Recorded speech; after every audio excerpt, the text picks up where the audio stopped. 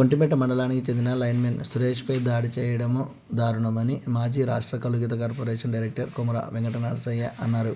ఆయన శుక్రవారం ఒంటిమిట్ట హరిత సమావేశంలో మాట్లాడుతూ, విద్యుత్ బకాయిలు అడిగేందుకు వెళ్ళిన మాధవరం విద్యుత్ ఉద్యోగి లైన్మెన్ సురేష్పై ఎరగంరెడ్డి సుబ్బారెడ్డి మరియు అతని అనుచరులు ఈరోజు దాడి చేసి గాయపరచడం చాలా అమానుషం. ఎరగంరెడ్డి సుబ్బారెడ్డి ఇంకా వైఎస్ఆర్సీపీ ప్రభుత్వం ఉందని చెప్పి భ్రమలో ఉన్నాడు.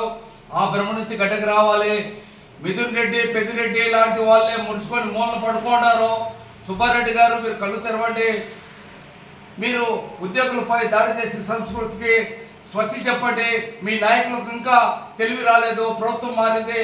మా నాయకుడు తెలివి వచ్చిన నాయకుడు కాబట్టి, తెలివి ఉన్న నాయకుడు కాబట్టి ఈరోజు చెప్తున్నాడు, అయ్యా దాడులకు ప్రతి దాడులో సంస్కృతి కాదు, వైఎస్ఆర్సీపీ సంస్కృతి మనకు వద్దు.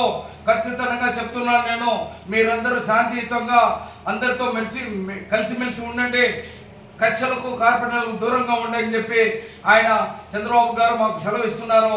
ఈ విషయాలైనా మీరు దృష్టిలో పెట్టుకొని బుద్ధి తెచ్చుకొని ఇకనైనా దాడులకు స్పష్టి పలకాలని చెప్పి మేము తెలుగుదేశం పార్టీ పక్షాన ఎరగంరెడ్డి సుబ్బారెడ్డి గారికి సలహా ఇస్తున్నాం.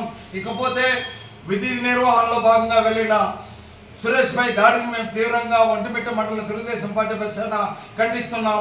ఎరగంరెడ్డిపై తక్షణంగా చట్టపరంగా చర్యలు తీసుకోవాలని డిమాండ్ చేస్తున్నాం.